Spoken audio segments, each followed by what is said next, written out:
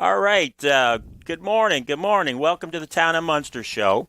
This is February 17th, and we're here in the morning. I've got some guests with me, and I'm going to introduce them here shortly. My name is David Nellens. I'm the councilman from Munster, obviously, and I'm with the 4th Ward, which is the northeast corner of town. And I just excited. We're here on WJOB 104.7 FM and 12:30 AM. And I was telling Dr. Hicks here that I've been doing shows here since 2008. And we have Dr. Hicks is the superintendent of the Munster schools. And we have Diane Kowalski here, the Junior Women's League. Munster Junior Women's Club. League Club, Yep. yes. Mm-hmm. And she's always everywhere doing things and volunteering. And Dr. Hicks is here to talk about the schools. But I cornered him on the way in, and we started talking about, like, where are you from? What do you do? Why, what's the whole deal here? We need the scoop. Yeah. Yeah, the scoop. So I'm going to turn to Dr. Hicks and say, Where are you from? Where are you born? What's the deal? Well, thank you, Councilman Nellens, for inviting me on to this great program. I know routinely you invite folks from the school town of Munster to come and speak, and I'm honored to be one of those guests, so I really appreciate the opportunity. Glad to have you here. And let me tell you a little bit about myself. I grew up in a small town right outside of Lafayette, Indiana. The way I like to explain it is if you're going south on 65 and you see the Subaru plant on your right, look left really fast. You've got a very small amount of time. You can pick up the little town I grew up in. But I grew up there, and I spent my whole childhood there. It was a great place to grow up. I graduated from McCutcheon High School, MCC, go McCutcheon. And So one person clapped. Very good. Yeah, thank you. Yeah. What's funny is I went on a listening tour, and everywhere I went, I asked if there were any Mavericks in the crowd, and I'm still for that. If there's a McCutcheon Maverick who lives in the region, come find me. There's hope. There's hope. I'd love to have a conversation. I graduated from McCutcheon, and I moved really far from home, about 25 minutes, to Purdue University. And I went to Purdue to study secondary language arts. I have an English degree from Purdue University. I graduated from there. I taught at a Catholic school, Roncalli High School, on the south side of Indianapolis for a year. I learned a lot about private education, mostly that the wages are significantly less than public school education. And teachers there have to be really dedicated. You have to be. It is, first of all, it's a calling. It was a calling even for me. It was a unique opportunity to learn. I had a wonderful principal there named Chuck Weisenbach, who made a really great sales pitch on Teacher Recruitment Day. I just want to make sure I say that. It was really great, and I could not have asked for a better boss to start with. It really was a wonderful experience. But it was an hour and a half from home-ish, and I was struggling financially, and I was struggling with the environment. I really wanted to be a public school teacher. That's what I went to school to do. And so, but you do have to be very passionate. It's a calling, and it's a wonderful way. I mean, those kids were great. It was a great sound educational institution. It's a Blue Ribbon School of Excellence. It was really a good proving ground for me. And then I moved home, so the rival to McCutcheon High School is Harrison High School, and I spent the next 6 years teaching language arts there and coaching and running philanthropes and clubs, and I was an extracurricular sponsor. I did the yearbook, which is... Oh, wow, that's a big project. Yeah, I was a faux journalist, which is sort of what a yearbook is. So it was a great opportunity. I grew a ton there. I met my wife during that time frame. We got married, and a lot of our friends had moved to Hamilton County, Indiana, and they had an opening for sophomore English teacher. And my wife was pretty sure that we needed to move away from Lafayette for a variety of reasons. Mostly my dad would keep stopping by unannounced. God bless, rest in peace, Dad. But, there was maybe one too many visits to the house unannounced. And oh, okay. You know how it goes. So I applied for this job to teach what I thought would be 10th grade English. I got into the interview, and they started asking me all these leadership questions. Have you ever been a leader and those sorts of things? And I had been. I'd been a I'd been in scouting. I'm an ordained deacon through the Presbyterian Church, so I was a deacon at church. When I went to Purdue, I was a residence hall counselor, so I had master keys to the place where everybody lived. You were a key person. Yeah, you walked right in. Yeah, and then I was the head coach and all those things. So we spent half of that interview talking about my leadership experiences, and we paused halfway through, and he asked me how the interview was going, and I'm like, terrible. We haven't talked about Shakespeare yet. We haven't talked about Sophocles yet. We haven't talked about vertical articulation. We haven't talked about grammar. We haven't talked about writing instruction. I'm a language arts teacher. I came here to talk about language arts things. I don't understand all this leadership talk. And so we continued the interview. We finally got to, the language arts part of the interview. I got in the car. I called my wife. I was like, "Sorry, honey, I don't think we're moving to Hamilton County. I don't think you're supposed to say it's not going the way you thought it would in the middle of the interview." And then about an hour later, they called and they offered me the job as the department chair at Hamilton Southeastern High School. So I became the department chair of one of the larger, most successful high schools in the state of Indiana. And it was a huge responsibility. I had a department of 19. It was my first real professional leadership gig. And from there, they talked me into administration. And I kind of had a little bit of an odyssey the next few years. After I left Southeastern, we went to Florida. And I learned some great life lessons. First of all, the beach is wonderful. Like going to the beach every weekend is so great. But you still got to go to work. But you have to go to work. Yeah. And it was an interesting work environment. And it was really far from the people that mattered the most to us, both me and my wife. And our kids were young, and my daughter was born there. And we realized pretty quickly that the beach did not offset all the people that we loved and cared about. Sure. We needed to come home. So we came home, spent a year in a school district around Indianapolis, Franklin Township. And then I went to Noblesville, which is also one of the best school districts in the state of Indiana. Mm-hmm. And I was an assistant principal there. And it was a wonderful 6 years. And Noblesville West sort of became infamous because we went through a school shooting in 2018. Oh, boy. So in April of 2018, I was hired as a high school principal at Northeastern Wayne Schools. And then we had a school shooting in May. And so I left Noblesville right after the school shooting, but not because of the school shooting. I was already board approved.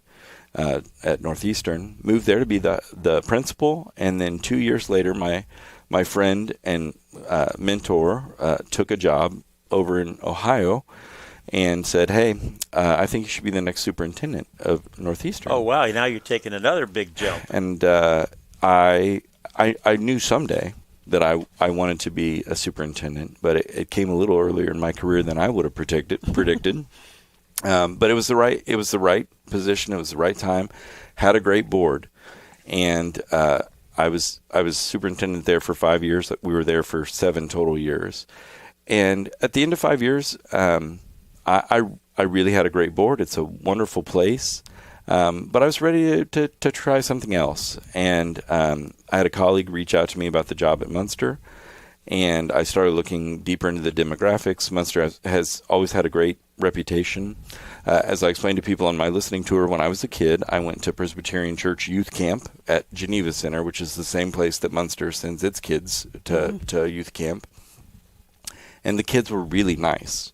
They were really nice kids, and it left a really strong, positive impression on me, even as a preteen and teenager. Wow! So you recognized that even back then? Yeah, very, very. Well, that's sweet. Your leadership quality, Dr. Hicks.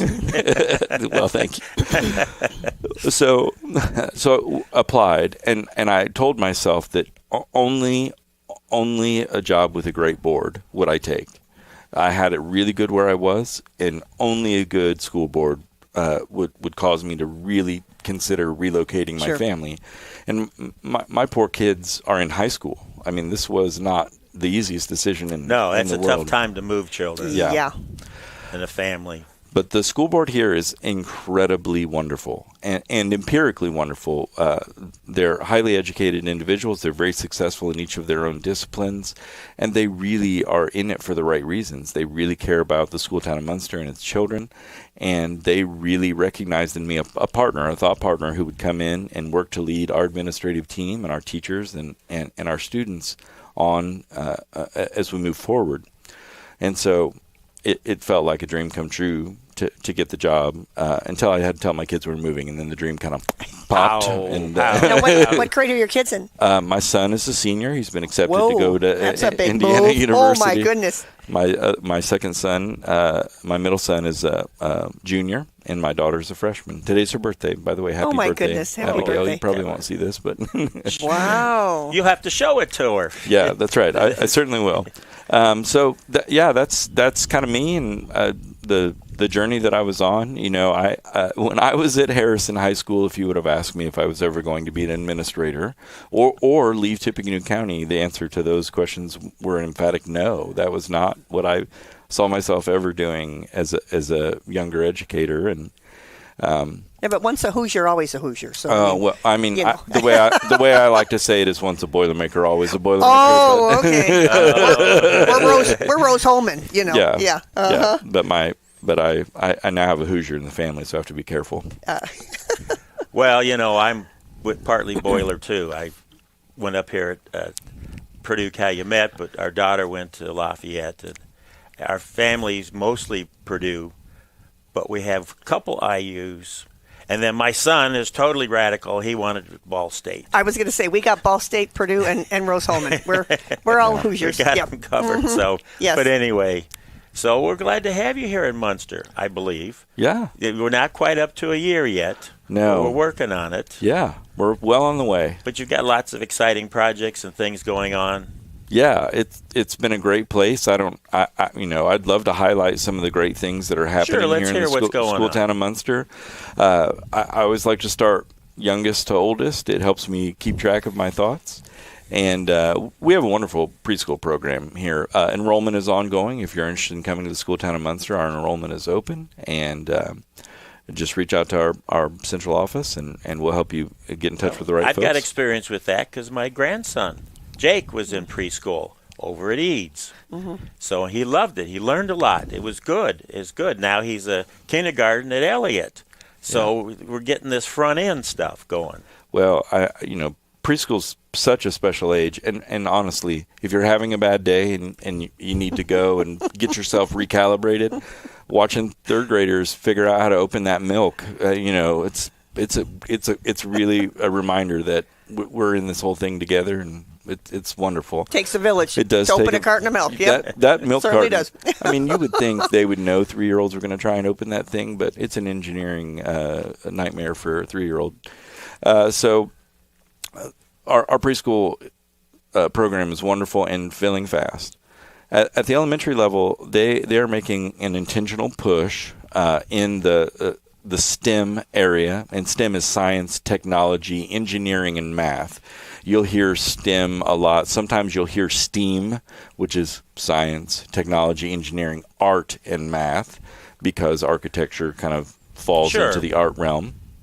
And so Project Lead the Way is an initiative that was partially founded out of Purdue University, but is a company that is located in Indianapolis, Indiana. And they put together science curriculum, Project STEM curriculum specifically. And it started really as middle school and high school curricula. And as they built it out, they have a really robust elementary program that we're rolling out to all 3 of our elementaries simultaneously. We have a couple of wonderful instructional coaches who are helping to roll that out to our buildings, and our teachers are really starting to double down on how do we create the next generation of mathematicians, engineers, technologists, futurists, all the sorts of things it takes to be innovative, and Along with milk carton openers. and milk carton openers. I hope one of our kids designs a really intuitive 3-year-old milk carton. I think that would be what a great outcome, win-win. And so the elementary is really working on that. What I want to say out loud is the reason they can put their attention into this is because we have a really, really strong academic bona fides when it comes to our literacy instruction. Our ability to educate children to read is very strong, and we've got that almost all the way calibrated. Now it's time to turn our attention to science and technology and math. Great. So Great. that's really exciting. At the middle level, in the same vein, people may not know this, but two-thirds of our eighth graders take algebra before they leave the middle school. So Wow. it puts them that much further ahead in terms of math courses that they could choose to take over time as they move forward in their math. Absolutely. And- Dr. Hicks, not to interrupt you, but this is a point at which I need to remind folks that they're listening to the Town of Munster Show. This is WJOB, 1230 AM and 104.7 FM. We have Dr. Hicks, Superintendent of Munster Schools. I have Diane Kowalski here with the Munster Junior Women's Club. There we go. It's a big mouthful. Yep. And we're talking about schools and things that are done in town. So I got a good volunteer here, and I've got a good superintendent, and we can get back into that. Sorry to interrupt That's your all train, right. but we got those kids, and they're coming along in the elementary schools and pushing into middle school. Well, don't worry. I'm a Boilermaker. I know how to get back on the tracks.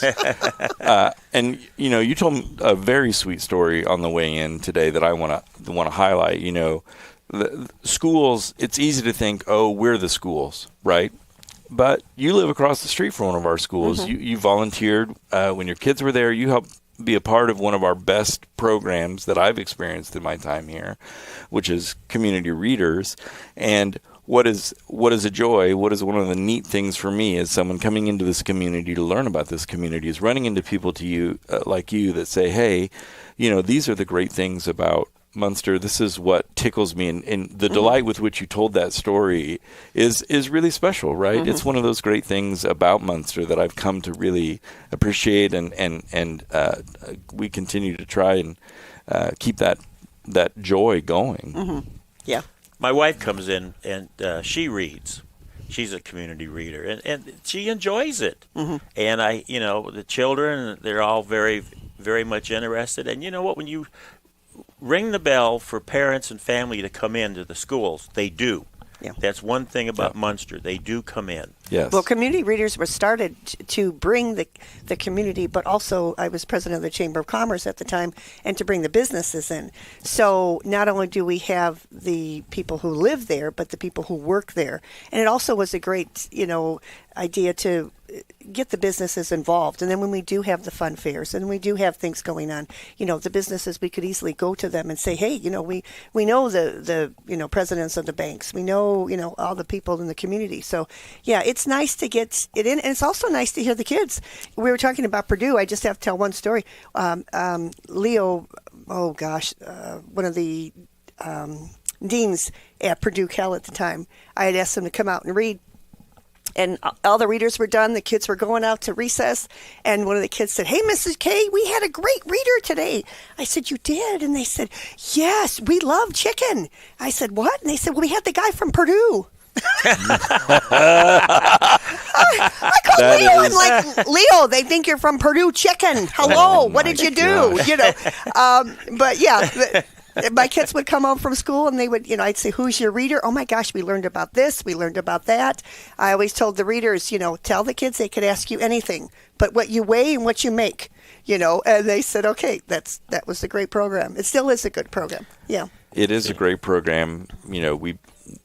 Our elementaries participate in it. We recently had all the law enforcement officers come every December and yes. read it at Eads. And oh, nice! It's really wonderful. It's wonderful for kids to have that interaction. We're blessed to have great SROs in our schools. What's a SRO? Great question. Student Resource Officer is what SRO stands for, and we have just four of the very best, and their commander is Sergeant Jim Greist, who anyone in the community knows that Jim is just top shelf. Yeah. He's just one of the very best to do it. So he is. We're really fortunate to have him, and to have that interaction with a police officer in uniform at your school. What it helps kids understand is, hey, they're really here to help. Sometimes they help me open my milk, right?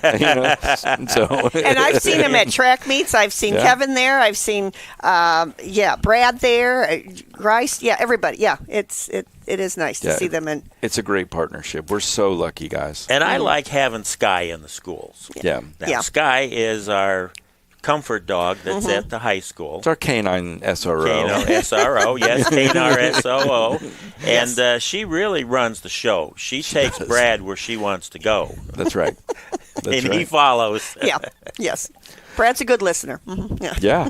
Well, I want to highlight one more thing for the high school, and then I feel really bad. I've really dominated this thing. and I did not mean You've been jumping right in on do that. us. But I've got so many great pride points that I want Sure. to make sure that we share because our folks are really doing a great job. We have the best teaching corps in the state of Indiana, and we have the best administrative team in the state of Indiana. We just feel really lucky to be in a place where everyone was working to row the same direction, and we have a clear vision that we want to help students. So it's great. Anyway, at the high school level, the last thing I really want to touch on is we have one of the most robust dual credit operations in the state of Indiana. For those of you that don't know what dual credit is, it is a chance for a student to take a high school course and a college course in the same course. Mm-hmm. So they get a grade that goes on their high school transcripts, just like if they took 12th grade English, but it also is through Ivy Tech or College Board, and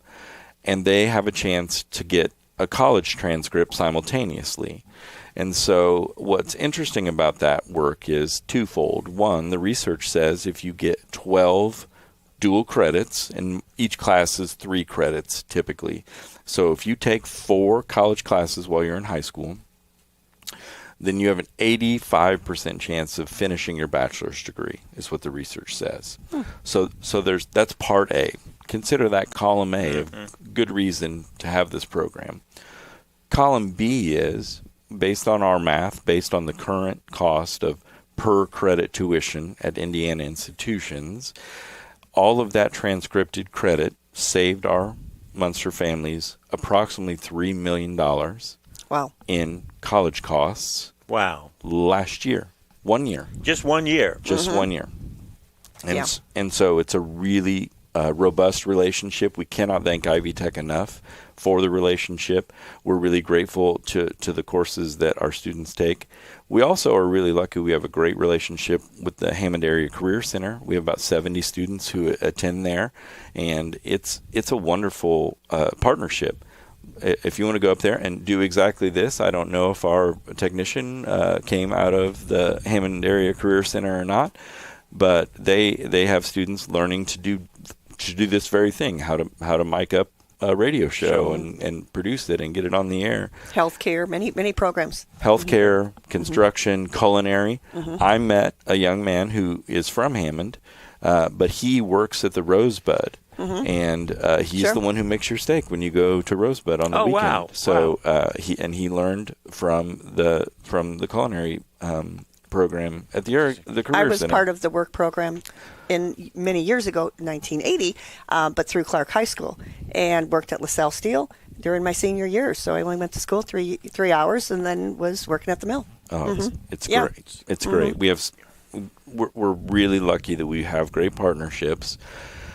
You spoke about the chamber. I'm going to make one plug, and then I feel like I need to be quiet for a while, and it'll be your turn. Well, I don't know, but anyway. But we are working through this new iteration of the Indiana diploma, and it requires a work-based learning component. And we have a duty now to help most of our students get work-based learning hours, so that they can graduate. And now explain to me, what does that mean? That's a great question.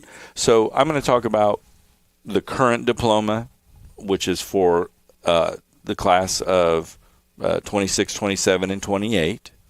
And then my daughter is in the class of 29. Her diploma is what we really have to work for. Work towards getting so for some people, this is an intellectual exercise. For me, this is an imperative. My kid's got to graduate. So Yep. So, class of 26, you get 40 credit hours in the right buckets. You have to meet a requirement in bucket 2 to get a work-based learning, and then you have to have something like a really high score on the SAT or the ACT or a qualifying score, or you get an industry certification. That's the way you graduate now. In the future, if you want to graduate with the highest diploma academically, or technically, then you have to have all of the things I just described to you, and you have to have 75 hours of work-based learning that's documented. Wonderful. And there's an employment strata where you have to have even more hours. I would be making the number up, but I think it's closer to 300. Don't quote me on that. I haven't looked at that sheet recently. And then there's an enlistment category wherein you would need a junior ROTC affiliation to get there. And based on the number of students that we have go in, we don't quite have critical mass to get all of those pieces without help from recruiters and from other institutions. But right now, if you're a business out there and you're looking at, I need more workforce coming my way, and I want to help the school Town of Munster graduate its kids, just reach out to our high school, and you can leave a message. Are these like intern positions? Are these like flipping burgers or or watering flowers? Just getting kids out there, making change. Yes.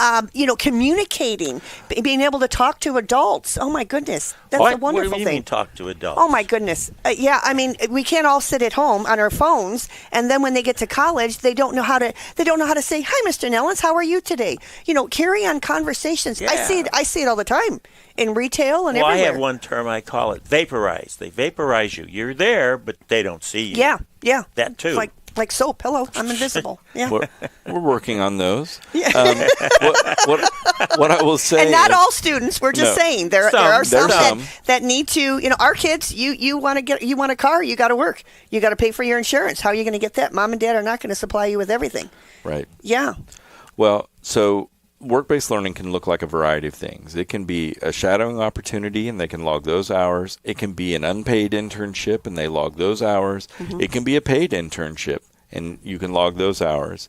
And there are programs through the state of Indiana where if an employer wants to commit to a long-term program or work-based learning experience, then the state has a grant that the school and the employer apply for jointly. So a nice partnership. And they get half of the student's wage would be covered by the state of Indiana, and the employer would only be on the hook for half of the Nice. wage. So they're really working to be innovative in this space. And we have 1,500 kids in our high school, and we will need almost 1,500 placements for those kids. And so if you're a business that is interested in this and you have the heart for this, reach out to our high school and ask for either Mr. Nolan or Mr. Snyder, and they will get you in touch with the work-based learning coordinator. And Now I want to ask this question. You said 75 hours. Is that 75 physical working hours as opposed to a credit hour where you've got a 5-credit class and you go to so many sessions? That's a great question. That's on the job time. That's 75 Their hours. dupa's got to be there. Right. Yeah. There's also some programs that are that can be simulated. So, for example, there is a tremendous welding simulator out there that you could be utilizing time practicing. Those Nice. hours can get you part of the way. So the state's trying to figure out how do we honor things that could be toward a career. Mm-hmm. And that's really their And goal. get that many opportunities. That's right.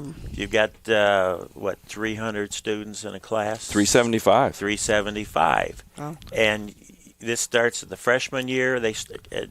Freshman, sophomore, Well, junior. this is the thing, and I don't know what it's like in your businesses, but when we try to sell, we're going to send you a 14-year-old. Yeah, right. So we really are trying to knock these hours out in junior and senior year. Mm-hmm. Would we happily send a 15, 16-year-old sophomore into a work environment to start to learn? Absolutely.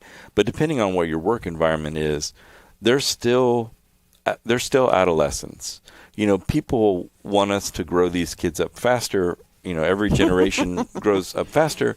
Smarter. But the thing that is still true is human development. Let a kid be a kid.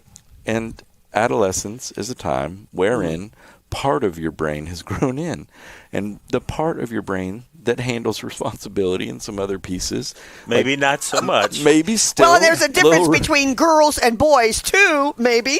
Although I'm sitting between two men. Not maybe. That is verifiable scientific fact. Yep. But anyway, not everybody would want a 16-year-old in there. But we will work with your business. If you're interested in us forming a relationship and working out a codified work-based learning opportunity, we would love to partner with you and talk it through and see what the viability of that is. Yeah. Sounds good. Sounds very interesting. We've covered a lot of good subjects. And Diane, as I know, is chomping at the bit, one, to get involved with the schools, but also with the Munster Junior Women's Club. Yep. Well, we've helped with the schools. Everything from Snow Flurry to, community readers. We'll be working with a new program since Snow Flurry will not be taking place, which we're very sorry to say. Officer Grice has put his heart and soul into that program for many years. But we will be back in the schools with the kids decorating bags for Meals on Wheels. That was one of our places there, just to let the kids know that in your everyday life, just to give back, whether it's Meals on Wheels, whether it's doing things for Phil's friends, volunteering at the shelter, But we do a lot. Munster Junior Women's Club is going to be at 313 Tap Room this Saturday from 1 to 4. That's right across from Applebee's on Ridge Road, right by the new train station. And we are working every year. We do a fundraiser for the police department, or we have the last few years. So we've done Clothes for VIPs. We've done the DARE program. This year we're working with Brad and the Canine, the dogs. So come there. It's $10, I believe, a ticket to get in. And we've got raffle prizes. And you'll be able to meet Brad. The police will be there. But it's just a nice, fun, big fundraiser for the police department. We work with the police. We work with... Mark Hyduk, our chief. Fire department. Yep, with the fire department. We're out, anytime anyone has something going on with the town, either fire or police, will let us know. We work very closely with them. Now, are you also involved like the open house when they have the fire department open house? Oh, yeah. We're serving hot dogs. We're learning how to make ice cream and cotton candy and all that stuff. We also work with many different groups and organizations. We raise money all year round. We do have a quarter auction coming up. Unfortunately, that is sold out. But we will be having if you are familiar with the Bachelor, Senior Bachelor, Jack Lencioni will be doing a program with us, so we'll have that available. We'll let you know about that. But we do work with a lot of the vets. So Christmas, we have a program. Jim Chancellor from Veterans Collections, he ends up getting anywhere from 50 to 60 veterans. And all the girls will do the shopping for them, and then we supply them with all their things for Christmas. Some of the vets would not have Christmas if it wasn't for Jim's program and the juniors shopping. We also work with Operation Charlie Bravo. We just took lunch to them every Sunday. If any group or organization or family members are out there and would like to supply a lunch on Sundays. These are our veterans. These are guys who have given a lot. And they go to this Operation Charlie Bravo, and they work on motorcycles. They work on all different things in the shop, and then we bring them lunch. So it's like 25 people. But if you're ever interested, every Sunday they get together. They have counseling there. It's a great program. But there's just so many different things that we work with. We find out about different things. We have speakers, and then we all raise money, and we're there to help. So it's a neat group. And you're part of the roots and the structure that helps support Munster. Yep. And the Calumet area. Yep. And make things happen. And it's I think I've got two movers and shakers right here. It's important. It's important to well, it takes a village. Not just texting on that little phone No, three of us were all texting. It'd be kind of a boring radio show. Yeah. This is much better interaction, things going on. If everybody gives a little bit, makes a world of difference. So, Diane, would you like to wrap up with just a few comments here? if we can do that. Oh, sure. Well, first of all, it was nice to meet you, great Dr. to meet Hicks. you, I mean, yeah, it's always nice to get the scoop on the newbies in town. So we welcome you, and we thank you for all your hard work. Dave, we thank you and the council for your hard work. Thank you. Welcome. But I think mostly we've got a great town. We've got a great, school system. And just get your dupas out there and help people. I mean, come on, everybody.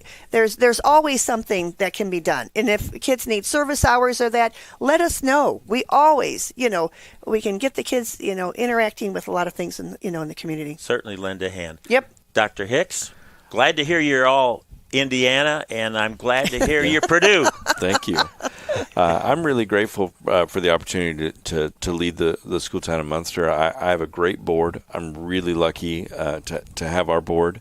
And I've got a great administrative team. They work tirelessly to make sure that we're leading in the right direction. And then, come on, we've got the best teachers. Mm-hmm. I mean, yes, we do. We're so lucky. And the best paras, the best nurses, the best custodians, the best mechanics. We really do have the very best bus mechanics in the state of Indiana. And this town works really hard to make sure that the needs of our children are met. And that's special, and it's meaningful, and I'm incredibly grateful to be here. Well, I really appreciate the fact of what the schools offer and bring to town. I'm going to say we have 2 world-class hospitals, and that has a lot of jobs. There's a lot of opportunities there at all levels. Mm-hmm. The schools have job opportunities at all levels. In the community, we have a lot of activities at all levels, skill levels, which is important. Mm-hmm. And again, I want to say that this was a terrific show. I really enjoyed it. I think we're going to have to repeat this again because there's a lot of synergy here. And that's what really makes a radio show, TV, flowing, whatever we have, streaming. It just makes it all happen. So again, Diana, I want to thank you very much for being You're here. welcome. Dr. Hicks, I thank you very much. It's worked out super. So thank you. Again, with that, this closes the Town of Munster Show, and I hope everyone has a great day.